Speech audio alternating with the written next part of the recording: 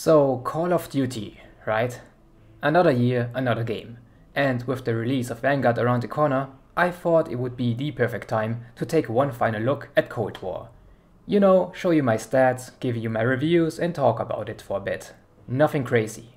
I might even go off script because I don't even know where to start. For the most part, I enjoyed it. Yeah, I played a ton of zombies and multiplayer, and it's honestly one of my favorite COD games ever. Seriously. I know for my audience, I'm mainly a zombies player.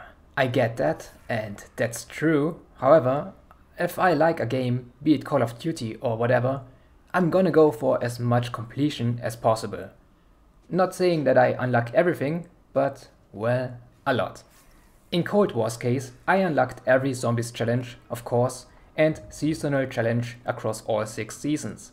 That's 120 challenges. And honestly, I wouldn't be surprised if a lot of you guys watching right now did that too. They were fun and easy to unlock, with a few exceptions. Now, what you might not have guessed is that I actually unlocked every seasonal multiplayer challenge too. Yes, all 120 multiplayer challenges too. I know that's a bit crazy. In a world with such a split player base and daily talk about skill-based matchmaking, how does one find the motivation to grind such thing? Well, I kinda like the game. The gunplay and movement just appeal to me. COD multiplayer, in my opinion, is at its best when it's more arcadey, aka developed by Treyarch. I enjoyed BO3's multiplayer and BO4's Blackout mode too, but disliked everything Modern Warfare 2019 tried to do. It's just not fun to play those type of games, or even Warzone. Oh no, I said it. Yes, I don't really like Warzone. In my opinion, Blackout was way better. That mode focused on the most important part of Battle Royale games, looting. Something Warzone lacks with its loader drops. Oh, and not to mention all those cheaters. Anyways, Cold War's multiplayer was just fun. And since they added operator skins with each season, I had something else to grind too. Now of course I unlocked the skins for zombies first, but after that I also wanted to unlock the rest, so I played the multiplayer mode. And if I was unlocking challenges for skins, why not also work on seasonal challenges too? To summarize them, most were really doable, only a few were really a pain in the ass. Especially if the game forced you to play fireteam modes to work on challenges that relied on luck or tons of grinding. For example, getting squad wipes or blowing up 75 enemy ground vehicles. Ugh, pure pain. But at least the calling cards looked cool. Season 3's multiplayer calling card is the best looking one, if you ask me. Even better than all of the zombie calling cards. While discussing the calling cards, let's also take a look at the on-game challenges. Obviously I unlocked every zombies challenge, including the post-launch map-specific ones, and Outbreak. They were quite easy, the worst of them being Vermauer der Toten.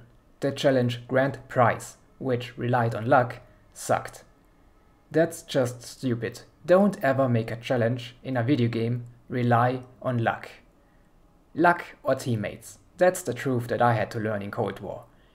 When it comes to my Dark Ops, I unlocked all of them besides the 1 million kills and the 2 Dead Ops Arcade challenges.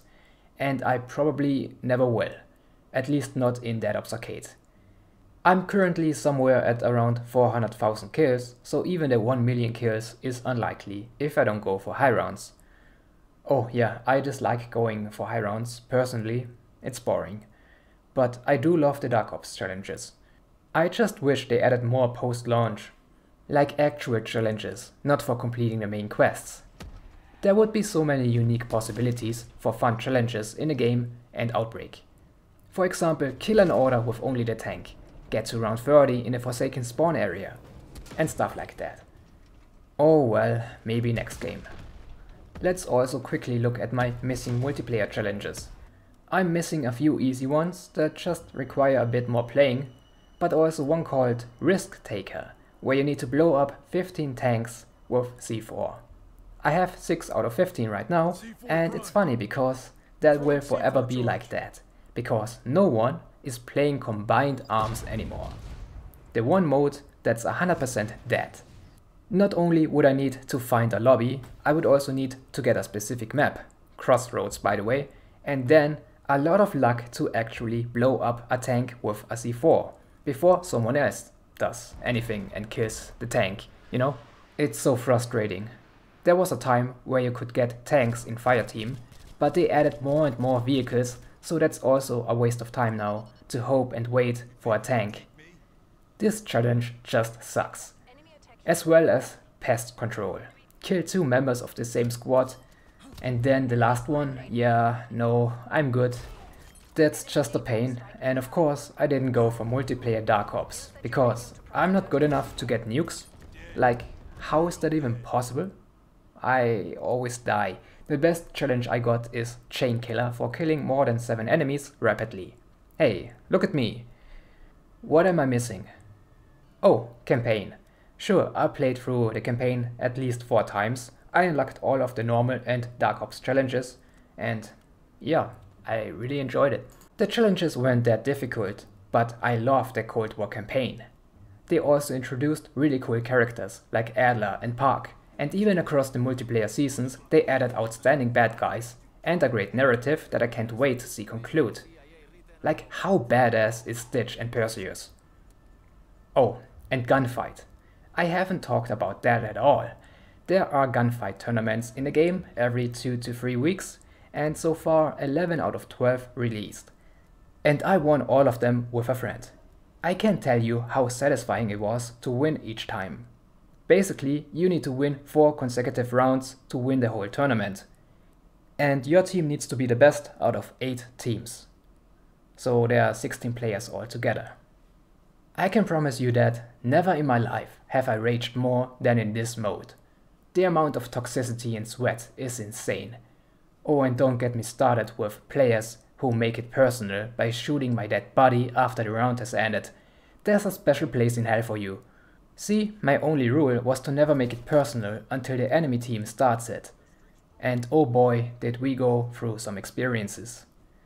I could sit here and talk all day about Gunfight, but I'd rather not. Oh, shout out to my teammate and friend for letting me carry him through all 11 tournaments so far. You know who you are. So soon we will win the last one and never play Gunfight again. We will finally be free, I'm telling you. What's left to tell you guys?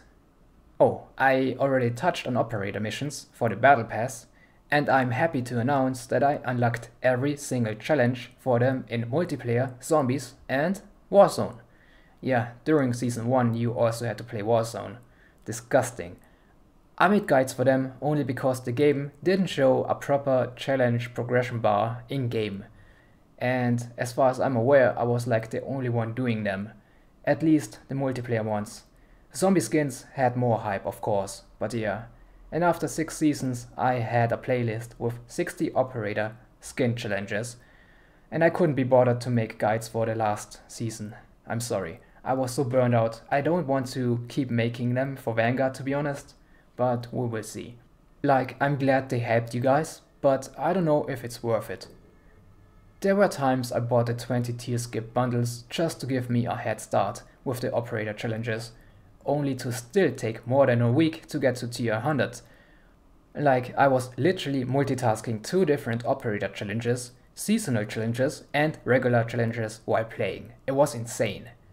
But also fun, and that's why I did it. I can look back and say, hey, I really enjoyed this game. From the campaign to multiplayer to zombies, it was a great time, you know. I just want to mention the rest that I haven't touched yet.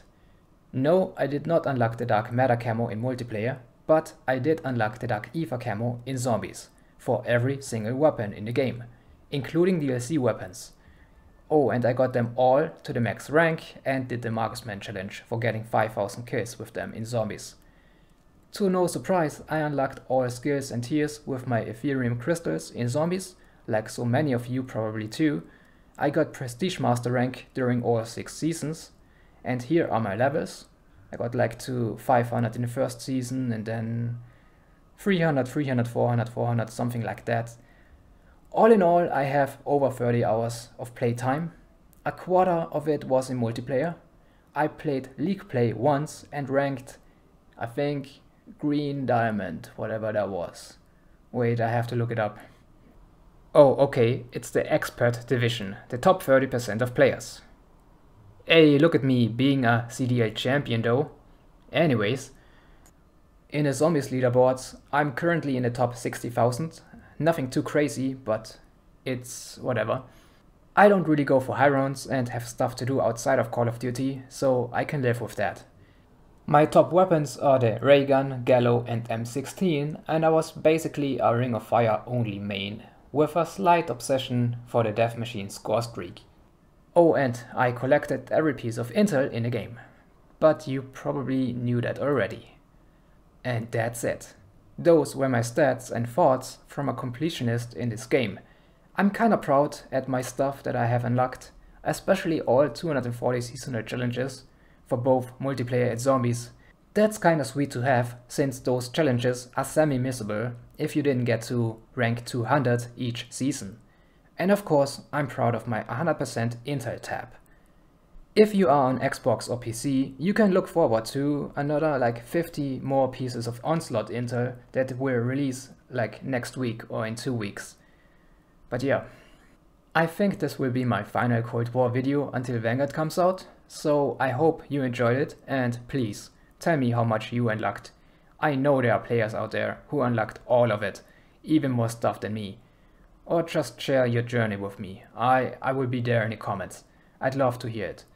But thanks for watching and until next time.